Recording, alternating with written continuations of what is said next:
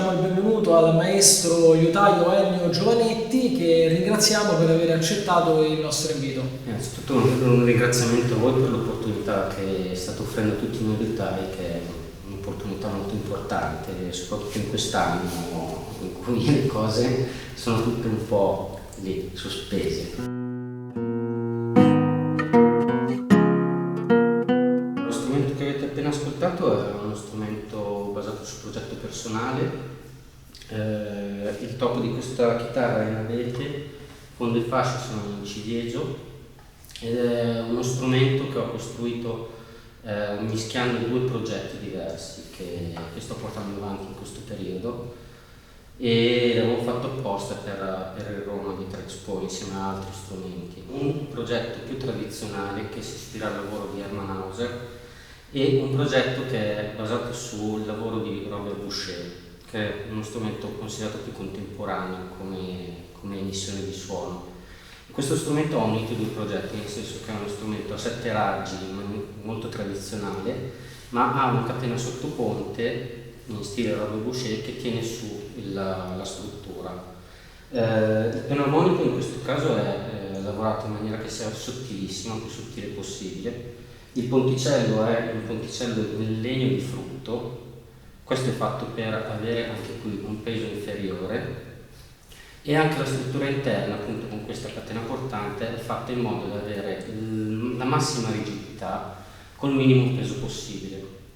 Tutto questo è fatto per avere bene inerzia sulle masse.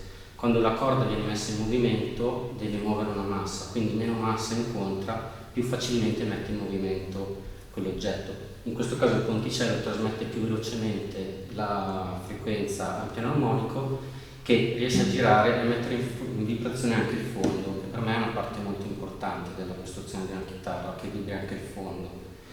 Lo strumento in se stesso poi è costruito con legni molto leggeri, prendendo le mani molto leggera e comoda da suonare.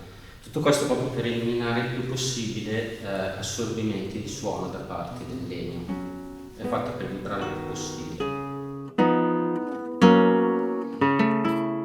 Realizzo anche altri strumenti, principalmente realizzo due modelli, uno più tradizionale che si rifà al lavoro del maestro Hermann Hauser, uno strumento a 7 raggi molto tradizionale, il suono si rifà al suono degli anni 20 e anni 30.